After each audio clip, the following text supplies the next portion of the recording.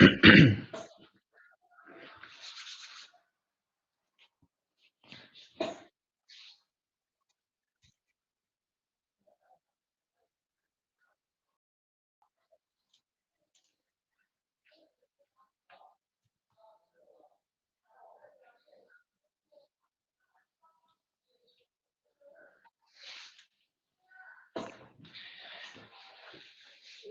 we're live, no? Cool. Yeah, no, welcome everyone. This is the Virto team, and briefly we will start talking about it, about our history, where we are coming from, everything we are building, and hopefully you will get a better idea of uh, what is it that we are building, why it might be important or relevant to the Kusama and Polkadot ecosystems. And yeah, in general, just excited to share about what we are building. So, what do you say, guys? Shall we start? Like, go through some background, perhaps? Like, Your go intro. ahead. Yeah, I just found out that uh I wasn't being heard, but I'm here again. So again, my name is Pablo. This is Annie. Uh, the one over there is David. Is David. So yeah, that's what we're gonna discuss mainly today.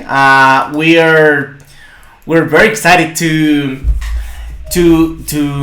read you on the chat. So don't hesitate. Just uh, shoot your questions. We'll be here for for a few minutes. Then we'll start telling you what we want to tell you about the proposal and about Virto and about the team, about the background, and all the stuff. Yes, so yes, and again, thank you so much to be here in this streaming. The main idea here is to discuss your proposal for the code Kusama ecosystem, and hopefully we can answer all the questions that you have, as Paolo mentioned it before. I think that we can start this session by doing a small intro for every one of us as team members of Virto Network. I would like to Daniel to do your intro and talk a little bit about your like experience and who are you, and yes, and let's next with Paulo and finally with me. So go ahead, Daniel. Sure. Yes. So I'm Daniel, the founder of the Virto network and started of this initiative. But as you see later, this has some background and some shared history. Yeah, I'm a builder, hacker myself. Like, have been very interested in social impact, entrepreneurship for quite a long time. Kind of uh, dropped out of college like maybe more than 10 years ago, to start working in the like my idea was to start working as a cybersecurity expert, but soon I realized that what I'm better at is to create things, to maybe try to make a change, or at least I saw more potential in trying to solve problems of in that time in Colombia, for example, projects related to corruption, malnourishment, and several others. That's when I met David. Like, so we know each other for quite a while, and yeah, later on to have some break, came to Germany. Have been working with different companies and bigger teams doing more regular software engineering in the mobility space. But in late 2019, kind of dropped everything off to when I realized Polkadot was a thing. I was very into the technology of Polkadot, very interesting to understand and learn more about substrate and everything that was going on at the time. So became an ambassador for Latin America. We did the first meetup in Latin America in early 2020 before the pandemic in Bogota in the offices of Value. And at the time, I was also using that trip to meet with David, talk about the future, and since David was working as the co-founder of Value, he will tell you a bit more in a bit. And because we have these ideas of like how we can leverage this technology to decentralized value as in the product David was working on at the time, and we saw a lot of potential for this technology to be brought to the regular users, and then we started like a long process on how we could architecture and solve this challenge. What else can I tell you? Yeah, well, later on, value. Well, I think David will touch on those topics, but value was no more. The blockchain project continued going. Um, we were in the builders program, substrate builders program, and starting with our first proposal that we also will talk about a bit more later, and and then started refining Virto as a protocol. But before I get into those details, let me pass the ball to David now to talk a bit more about his background and why is he here now. Yeah, thanks, Daniel. It was an amazing. Really, I'm really happy. I'm really like get lucky to meet Daniel. I met Daniel like 10 years ago in my hometown in Tunja, Boyacá. It's a really small town, but really quick we get really close friends because we were aligned about the future, about how technology can change the communities and the people that were around us. I developed software since when I was 11 years old. I became software developer because also I fell in love with cybersecurity. I found my first company when I was 17 years old. And also I started to work for multiple companies as a consultant, as software engineer. I think that the most like visible venture that I had was Value. What we do is what we did was to provide USD savings accounts for Latin Americans using cryptocurrency. We were the first crypto venture in Colombia, one of the first ones in Latin America. We used Bitcoin to help Venezuelan migrants to send money back to home. And was there when in our work with Daniel that we found how hard it is to create Web3 technology, and also how hard it is to like use this technology to make a change in the lives of others. And mainly is because when you find a necessity and you want to like solve that problem, you have two ways to do that. The first one is by doing this with Web2. That is quite simple. You have all the tools, all the technology almost ready to start creating your solution. But in the other hand, you have Web3 technology. But unfortunately, this technology is still super complex, not only for customers, but also for developers. And Daniel when we were working with Daniel at Value and we the venture was closed, Daniel came out with this beautiful idea with all like this stack that could solve potentially all the necessities and all the problems that this Web3 industry has. That basically are like developer experience and also products that could be used by the general customer. So today we're going to talk a little bit more about our proposal and what it is about, why Suma and all the stack technology that we have created is important for the ecosystem and also for Kusama. But before we go ahead for that, I'm going to pass my the voice to Paulo. So go ahead. Okay, thanks, David. My name is Pablo Dorado. Um, I wasn't born in Tunja, and I didn't met David and Danny in Tunja. I met David and 10 years, 8 years ago. Well, 8 years ago, we met at a hackathon where we were making solutions for poor people in Kazuka, which is a neighborhood in southern Bogota.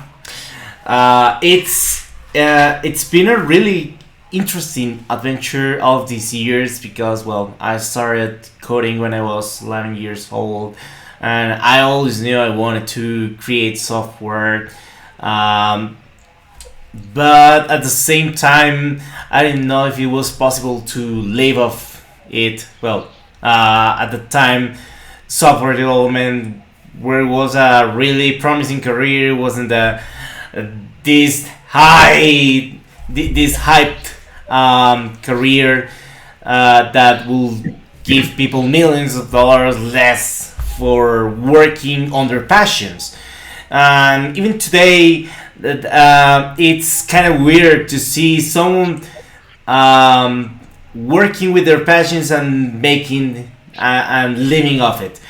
I met Danny in 2019. I was also working at Value, and he went in March to to speak at a meetup.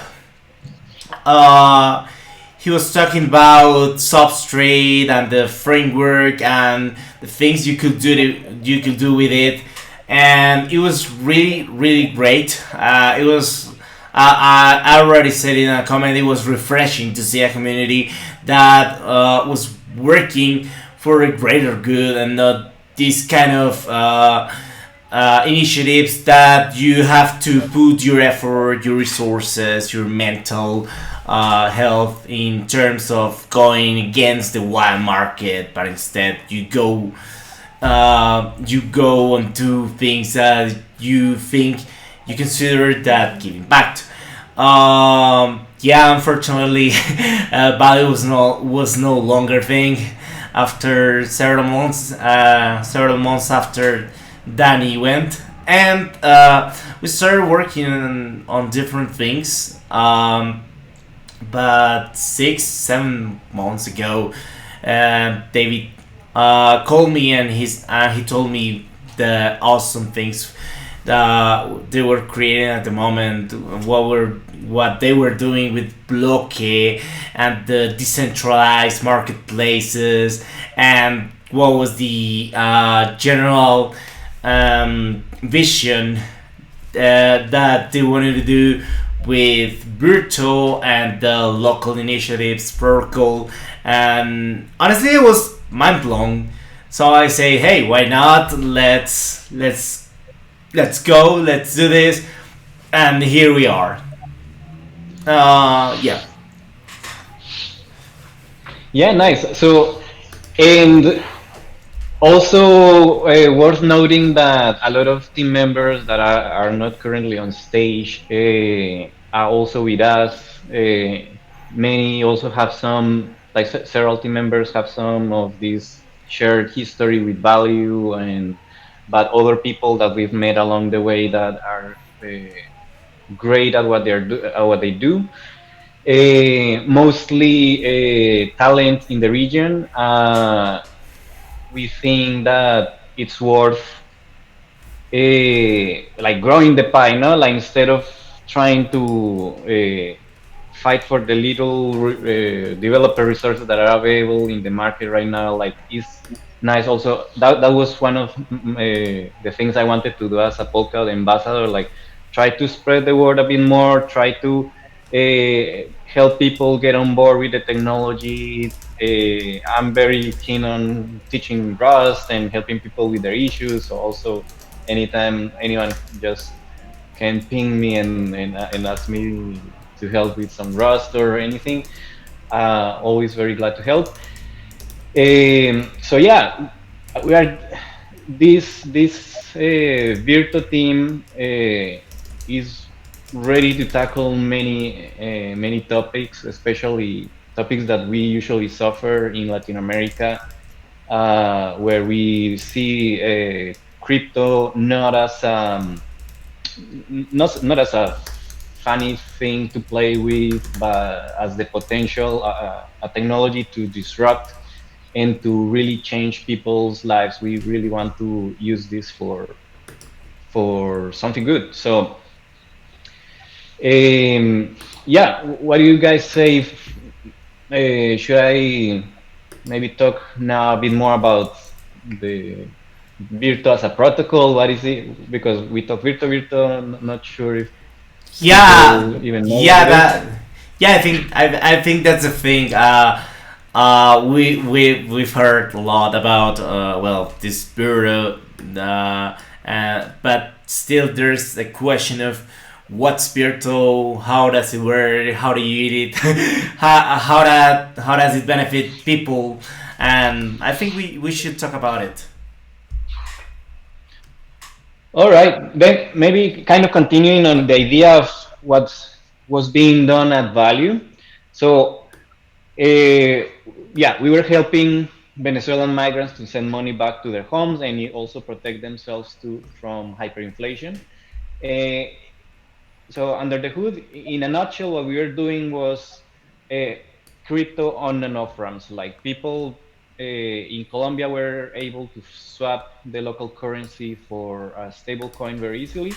And in Venezuela, they could do the same and swap it to the local currency just in the moment they need it. So that's the first problem we started trying to solve, like while trying to blockchainize value and decentralize it, because we saw decentralization as the main tool to combat the censorship that was very common, like in authoritarian regimes like what we see over there. So we started solving these decentralized on and off ramps, created a blockchain for that, have some initial prototype of the protocol, how to do this exchange, like different calls in the blockchain to eventually uh, allow this swap of fiat and crypto. But what I saw in the process was that it was very cumbersome to like for the user experience was super bad, like having to every time maybe first ask maybe somebody to install a specific application, a browser extension, and if they're gonna do this swap, like have to sign this transaction, like several transactions just to complete this one process. uh, so we started thinking like how we can make this easier, and that's when also maybe I'll talk about it a bit later when we go through the proposal and what's the stuff that we are building. A, an opportunity to marry the Matrix protocol, which is a decentralized communications protocol, basically like you could say it's a Slack, decentralized Slack or Discord, but it's much more than that. And this protocol has solved a lot of issues that crypto is kind of not yet solving, like how to deal with crypto private keys, cryptographic keys, how to deal with multiple devices, how to have a relatively decent and seamless account management, like login in a Web2 fashion, but then have still a decentralized account and being owner of your own data. Like you decide in which server you host your data that is going to be encrypted. And so a lot of ideas starting to come up with how to mix these protocols and how to simplify. Because of course, when you have a hammer, a new hammer, you want to use the hammer for everything. So that's what we were doing at the beginning. Maybe also what many people do when they start using blockchain protocols. Like so, use at the beginning everything was substrate, no, but we saw like no, we don't need to use the blockchain that much. We can make things simpler and use the blockchain just for the necessary stuff. For example, for the balances of the accounts of people, for the payment system that is like an escrow system that makes sure that your funds are protected, like are secure while something is happening off chain. For example, a bank transfer, like I'm sending you some cryptocurrency, uh, but you won't be able to touch the cryptocurrency until I confirm that I got a bank transfer, for example. And yeah, so this became kind of the core of our technology's escrow system. And later, after leaving value and also being approached by other project that was interested in using this kind of technology for shopping, like clothing and stuff like that, I realized like it would be nice, like what we're building is not only for fiat and crypto. This can be extended to basically any product or service of the real world. And it also will be nice if a company doesn't simply acquire this chain, but like it's a protocol that is general enough so it can stand on its own and uh, and yeah, and be like this core piece of infrastructure that is not owned by a particular for-profit company, but maybe a lot of different marketplaces or commercial communities that we call now can benefit from this shared infrastructure and be under the same like work together to build similar technology. And yeah, in the process, then Virto came to be, but always with this idea of like, it'd be nice also if we just don't create another blockchain with a and try to hype a token, but trying to build for like build for the Polkadot ecosystem. Like we were building on Polkadot. I'm a big fan of open source and this idea in open source of not only taking always like draining from the environment, but also contributing back, like giving back.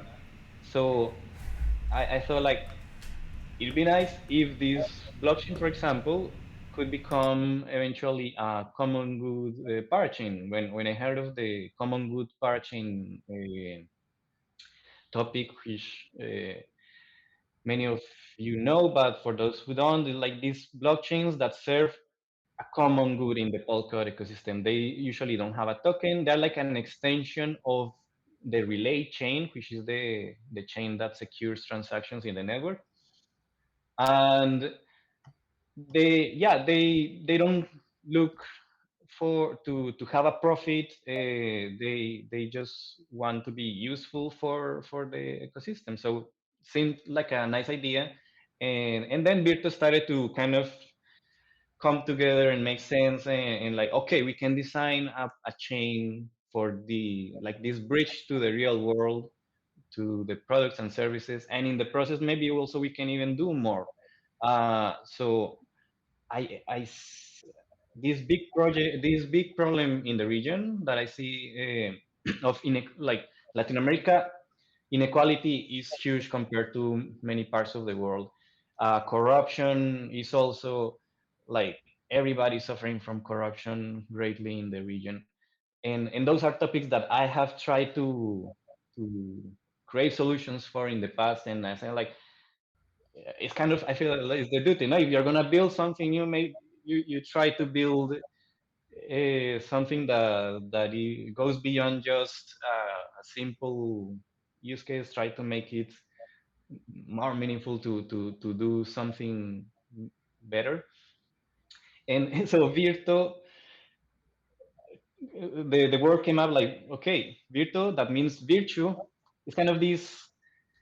this attitude to do the right thing. At least that's how I kind of define virtue in my case. So, like, to do the right thing. What is the right thing to do here? We could, for example, take this payment. Everybody is buying and selling, and we could tax this payment just like the I forget the word in English. The IVA, the well, the tax for consumption, the VAT. So something like the VAT, like people are gonna be trading products in the real world, products and services, and they are not gonna be paying any taxes to any government, but we could kind of create that concept of these mini governments, these local communities, and and collect very small taxes that go not uh, to the government in turn, but like to the people, like to the local places where people are interacting, where they're buying. Like for example, we are in a city in Colombia. I buy something from Pablo, and Pablo receives the payment, uses all this nice secure payment infrastructure where payments are reversible and whatnot. But at the same time, we collect this tax that goes to Pablo's neighborhood, and in that neighborhood, it then you start having like this treasury box that is collecting funds, and the more people in these areas keep uh, trading products and services, more funds start appearing in this cell that is for technical reasons is like a hexagon like. That's why Virto's logo is these hexagons. So these cells start collecting some money there, and later people can say, hey, we can do something with these funds. No, like those funds are there, not nobody's using them, and they could help us, for example, in our neighborhood to, I don't know, pave a road, like build some stands for the merchants that are selling in our region. So that's basically what the local incentives protocol is about, to enable local communities to collect some funds, some taxes that they can use to power their own microeconomy. Eh, and yeah, that was the moment where like, this is something that is very nice and worth is worth building for this, like keep building. But of course, it's not always just about blockchain protocols. You now need to take this to the hands of normal users, and that's when a lot of the extra stuff we've been building comes, and that we will talk now. But I think I talked quite a while, so I don't know. What do you guys think? Like,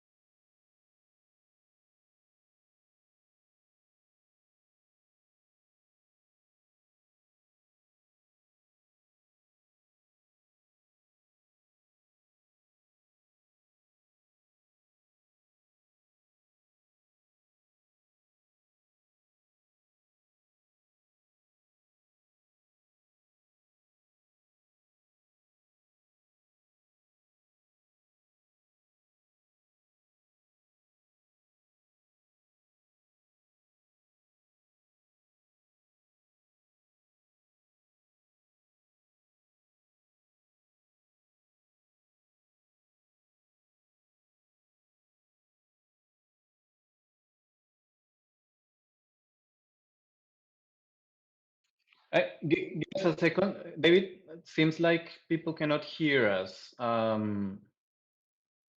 Oh,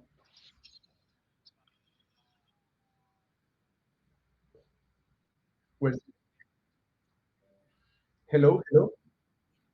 Yeah, can you hear me? Yeah. Do people hear him? Yeah, that's No? Yeah, it's better better. now? Okay. You're right. So I don't know in what at what moment you stopped listening me, Yeah. but yeah, just to summarize, I think that the first like effort of us is not just to create this technology, but the next effort and next milestone necessary to put this technology in the people's hands is how to can make it this technology easy for developers.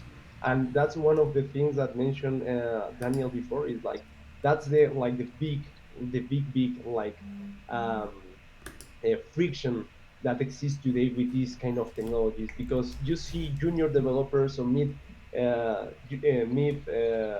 engineers working on this technology, and sure you can deploy a smart contract in Solidity and Ethereum, but unfortunately the final product that you're uh, launching to your customers are products that the people cannot understand because people don't care about crypto, and I see that that's something that most of this community has like forget. So now our main focus and why we're putting all of our energy and focus this part of our life in order to bring this technology alive and create big impact in their communities is also to create technology that could be used for any experienced or any level of experienced developer.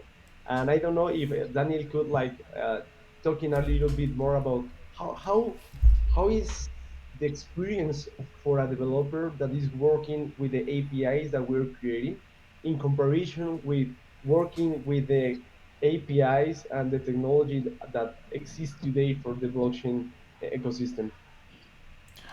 Before that, I just wanted to mention. I just want to say mention a couple of shoutouts. All right. Uh, One to at Mar Mapa. Mapa. Voted 14 Kusamas with 4x conviction. Thanks.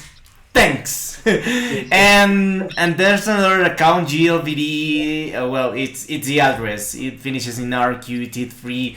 Voted 190 Kusamas with 4x conviction. First for you vote. Thanks for your vote. Thank you so much. We're Yeah, closer to thanks. being vision alive and in people's hands. And thank you so much. But thank you, Paulo, for that. And now, Yeah. Daniel. So, what is the main difference? Why what we're creating is different about what the things that exist already in the blockchain ecosystem? Sure. And it's Yeah. not only the protocol embedded. How is the experience for the developers? It's a good question. Yeah, back since the very beginning when we were designing the technology stack, we're thinking like we want to make this technology easy for users, but before that happens, we need to make it easier for developers. Like it's already very cumbersome to develop blockchain projects, not only because you're faced with new weird languages, but also a lot of different concepts that the average developer is not familiar with. So yeah, it's no surprise that the people developing in the blockchain space, developers become very scarce. Also, that in the same way more expensive. So we want also we're planning to okay, how can we make this also simple, like allow people to use the technologies already they already know and love, developer for the Web3 space without having to relearn everything from scratch. So a lot of care was put in the design of this technology and how we abstract some concepts to try really hard to not let developers be faced with things like uh, yeah, cryptography, or like some like just some simple to use. Like people are very used to develop these applications that use HTTP services. So for those who don't know, like HTTP, the protocol of the internet that all these Web2 applications talk. Um, so we say like, okay, we can create these APIs that developers already know how to use, that look very Web 2. They choose that they are centralized, no? But then we say, like kind of, we created this hack on how we can progressively decentralize these applications. So developers create an app. They start with like a Web 2 experience. They just develop a normal application that talks to some web service using the stuff they already know. But thanks to what we create, there is this runtime that allows taking what is running in a server and then seamlessly move it to the client side, to the user device, where we kind of fake there is like this is in a web app. We don't even require users to install like a native application or anything. Using some web technologies and kind of hacking around, we allow people to seamlessly talk in the same way to a centralized server than to a local thing running in your own device, where the data is in your own device, or at least in this matrix protocol. We use this matrix protocol kind of as a decentralized storage for messages. Like all the data that your application is producing and needs for its normal functioning is gonna use this communications protocol under the hood, and all this stuff can run in your device, be decentralized, be like all the good stuff of Web3. Like you will benefit from that without having to relearn like everything from scratch and having new languages in your toolbed and whatnot. Like I love, for example, this Rust programming language is super powerful, but right now it's a huge problem for the Polkadot ecosystem to attract developers, because there are very few. A lot of different blockchain ecosystems are fighting for these Rust developers. A lot of Rust developers don't like blockchain at all. So we can only attract very few developers to create products in the space. So we should look for ways to make this simpler and allow more people to come and develop decentralized applications. Nice. So that's that's pretty cool, because in the way that I see this is like we are creating like a layer of abstraction for any level of developers, so they cannot, they have not, they haven't, they don't have to worry about the low mechanics of blockchain and crypto that are quite complex, and there is a lot of shift of paradigms when you start creating new blockchains. But also we're helping them to focus in it's what more important is like the necessity and the problem that they are trying to resolve. They don't have to worry about how to encrypt or uh, do some hashes or uh, know a little bit more about some specific things. No, just to focus on what you're creating in your product. And what is beautiful about their products that they can create with this Web3 technology is that they are like incentivizing the security, the freedom, and also the control that the customers have over their funds. And I think that this is something really important in the time that we are right now, and more because the CFI and DeFi now it's getting like a big conversation. Now the people are seeing how the CFI technology is having a lot of problems and making lack of funds for people without any reason. And now DeFi, it's I think the way that the people is seeing Web3. Like if you want to be Web3, you have to be defined, and this is why our also technology on all of those base components that we're creating today are have a really big importance. But now I think that to talk a little bit more about what are those base components that we're creating in old technology, I think that this is a really good excuse to go over the proposal of the Kusama, is to say what are those base components that the Kusama ecosystem it's gonna to fund in a proposal, and why those are important in order to make it to happen and create technology easy for developers with a big social impact for people. Yeah. So yeah, I can start talking a bit more about this. Yeah, in our proposal, I don't know if it's shared in the chat or anything. Oh, by the way, it seems like people cannot really write in the chat since they have to follow us for a month or something like that. Oh, really? Um, so yeah, Uh, well, you figured it out. Yeah, so in our there it proposal, is. hmm? There it is. Anyone. It looks like anyone can chat to us. Ah, cool, cool, cool. Enable Nice. slow mo. Okay. Yeah. Shield mode off.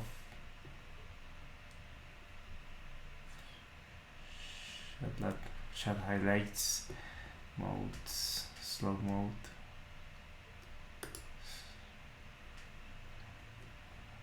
Line.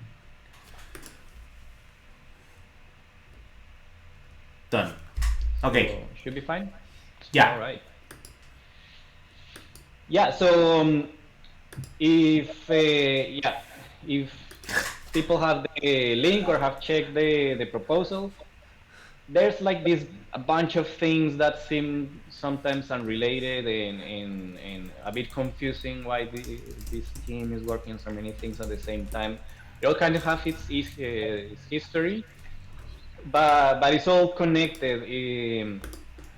We started back when I left Valley. One of the first things I did was try to start small. Like I found this idea of applying to treasury funds and funding open source development very interesting. And we started very small with a library that we called Sube. It was the this library allows basically to talk to the blockchain. It's just your kind of your bridge to the blockchain. There's several options in the ecosystem on how to do that. For example, the most famous one is this Polka.js that everybody uses in the Polka ecosystem. Hmm. Many applications are built on top of that. In the server side, there are others, but we decided to go for a new one because now there have been several reasons, but initially uh, back at Value, we had this JavaScript application that was migrating to a different programming language called Dart, and also some use cases of connecting to a blockchain in our servers. And so the idea of having one single code base, one single tool that allowed us to put it in the existing JavaScript application and later being able to use it in the same way in a new language or also in the server side seemed very interesting. Uh, so also using this Rust programming language as our as the main language for the Virtu stack. Yeah, we proposed to the Kusama community to fund Sube, which was a very lightweight and very simple library to interact with the blockchain that should work in many different platforms. Like should be able to run in your web browser, but should also be able to run in a server, in a native mobile application, and other thing that I'll talk later, like this concept of the hardware that I'm very excited about and like to experiment more. So very simple general purpose way to talk to blockchains. That was the thing. Later on, we proposed to Polkadot to fund a library called LibWallet. It's also mentioned in the proposal. So again we already have like this working Sube library that allows us to talk to blockchains, but it just does one little thing. Is like I like this philosophy of just doing one, specializing on each tool on doing one thing well and not doing anything else.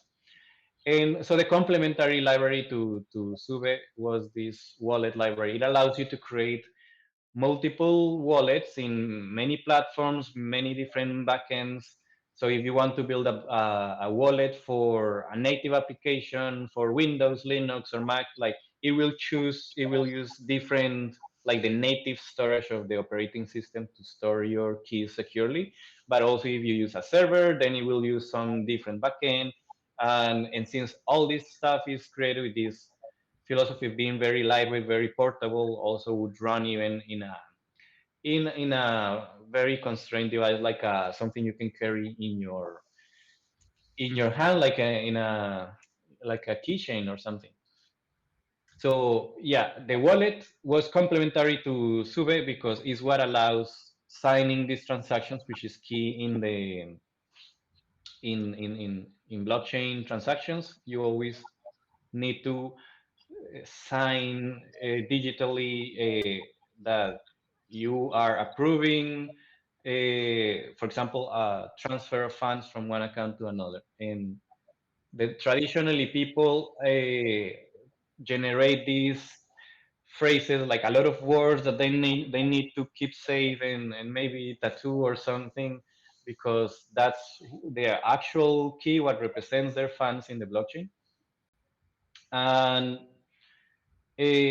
yeah, so we still allowed to do that, but then thanks to the architecture of the library and all these tools, we can start creating these customized backends that make things easier. For example, that's when recently we created this integration with the Matrix protocol. So as I've been mentioning, there is Matrix as this communications protocols allows you to send messages, chat with people, and so on. But also, it's like a personal storage space, and it encrypts things by default, so you can use it as a secure encrypted storage that you own the data, you have control over this data because in Matrix each person chooses what home server to use. Matrix servers are called home servers.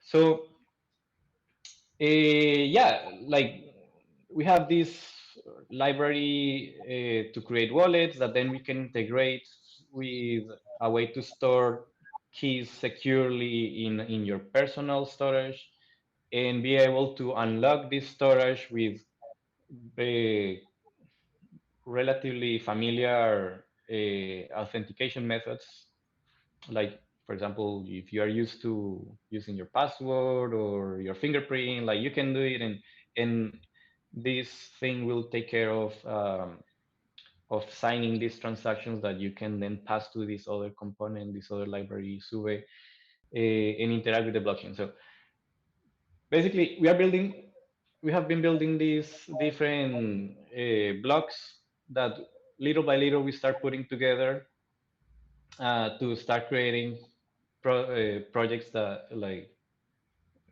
products like APIs, things for developers that where they don't need to worry much about the details on how the technology works under the hood.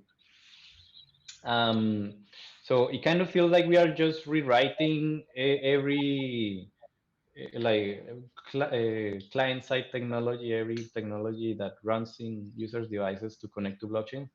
but it has been for a reason, and we think there's room for another solution, especially when we start talking about these very constrained devices where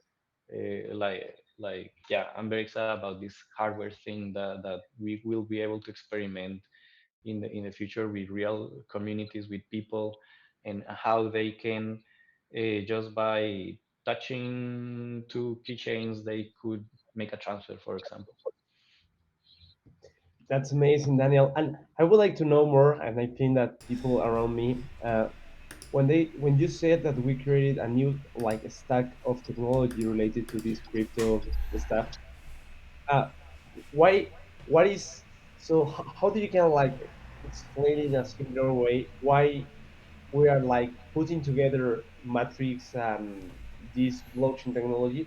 I know that you're already mentioning that, but how we can like express this in a simpler way for people to enable them to think this. Yeah, put in simple terms is basically to make our life easier and to not reinvent the wheel. There is a decentralized protocol that is Matrix, and Matrix has solved a lot of issues that blockchain projects have not solved yet. When you put them together, you kind of get the best of both worlds. You get, for example, you can create applications that are simple, that they don't need to store data in the blockchain, which is usually expensive or requires these extra steps like signing transactions.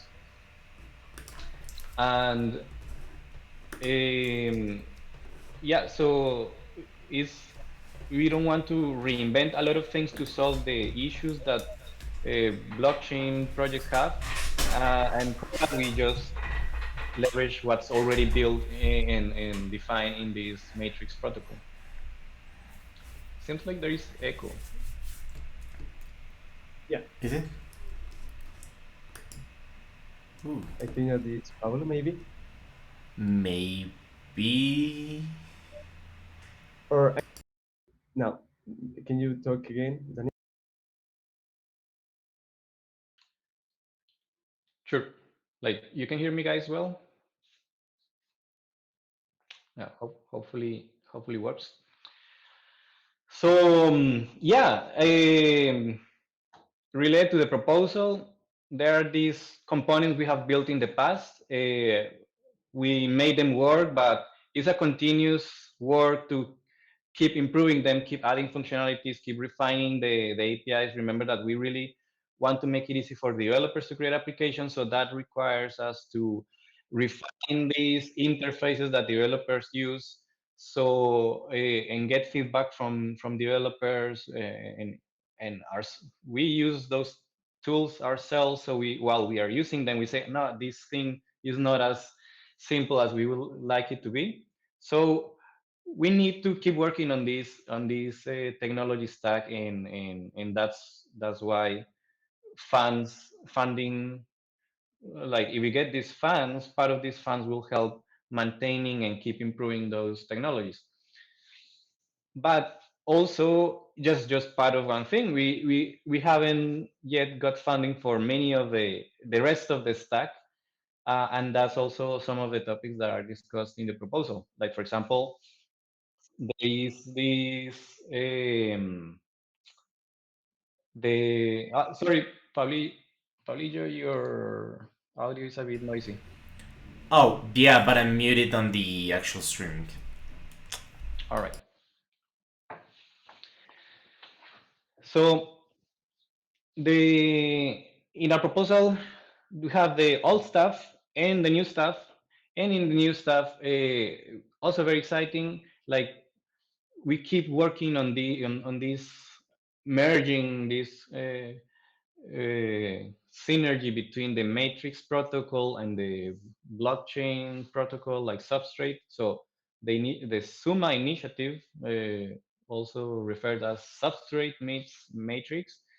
So with Suma we want to create like this personal server you can easily host, and maybe we can make it also a business to make ourselves sustainable later, where we offer people a very cheap, simple home server, like a personal space where you can store your data and you use to communicate with others and install applications and whatnot.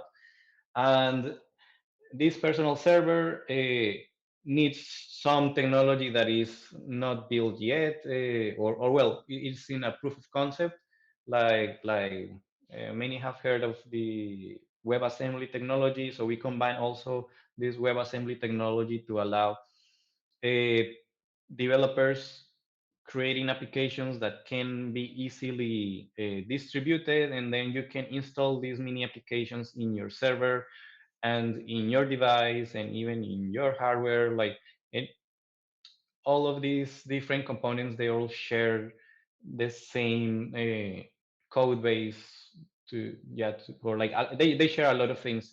So this is also part of the proposal. So yeah, we like, we imagine people being able to have their own personal space, and that connects to the different blockchains, and they have these applications.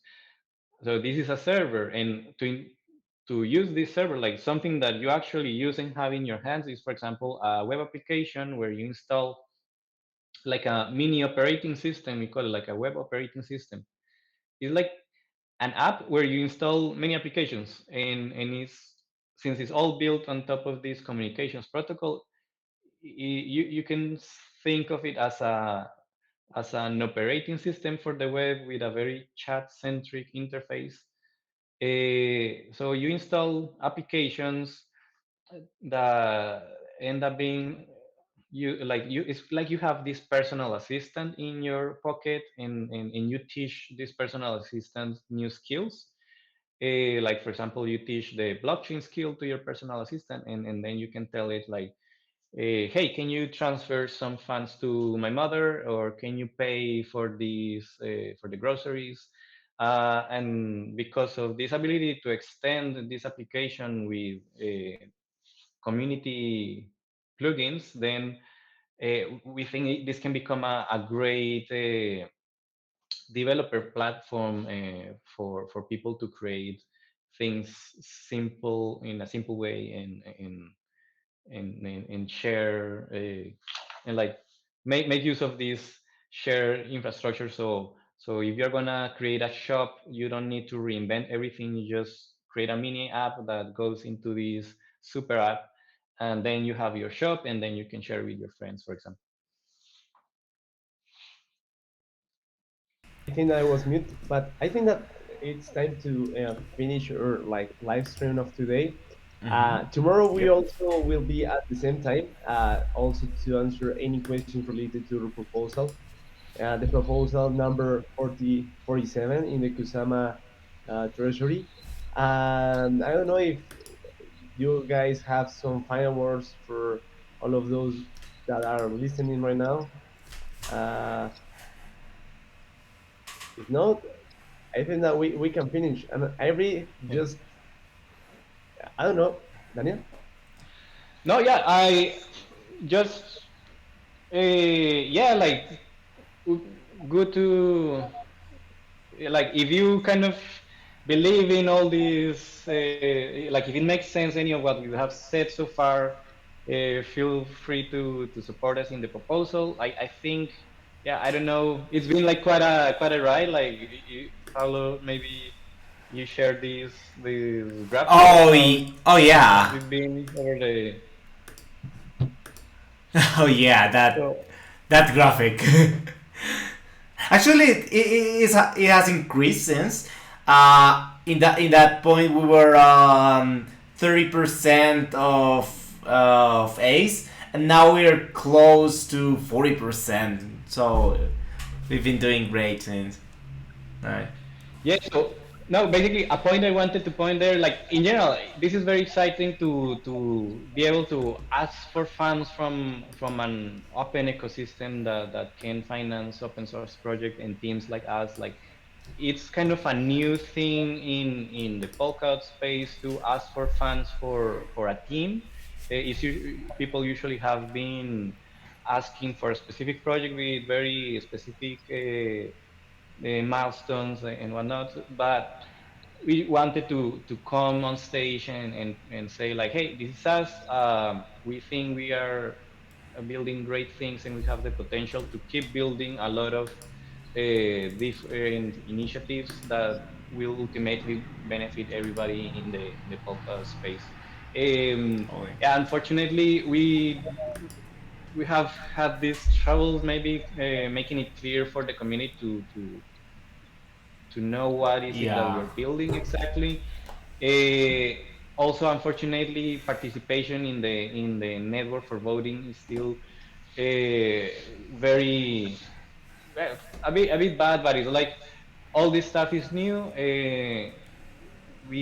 If anything, maybe we can also contribute later to with ideas and developments on how to make participation better. For example, just quickly, I wanted to mention this concept of the federation, which is like this extract of the local incentives protocol. Some point I say like, hey, like all this concept of local communities that are being gonna be governed by people in local regions, it might also be worth taking it out of our protocol and putting it out there. Putting in Polka directly as part of the protocol, like allow people to create these communities where communities can get funds not only from our protocol but also from funds from the treasuries or from other different protocols, and make it like a more general thing. So uh, also there's a link in the proposal about that, but wanted to touch the point that maybe this can also be a way for incentivizing delegation. Like we've seen during these couple of weeks how the one single account can completely change the outcome of a proposal. So if somebody with enough funds or a lot of delegation comes and say, no, I'm not convinced, and votes no, then we are Yeah. in this red non-passing situation as we are in at the moment. Hopefully, yeah, we can add a different dimension to the delegation, for example, by allowing local leaders in local communities to get this voting power from people in each different geography, and empower these local leaders, for example, the Polka ambassadors, to be the voice of people in all around the world, and use this power to, for example, vote in the future proposals in Kusama and Polka. I think might be an idea of how we can also contribute to delegation and making voting better and fairer in Polka. Yeah. Right. Well, this video will be uploaded to our YouTube channel, YouTube at Virto Network. So if you have any more questions you want to ask us in the next following days, we have 2 days until the decision period closes, so you can still vote, you can still ask questions. We will be talking about more things.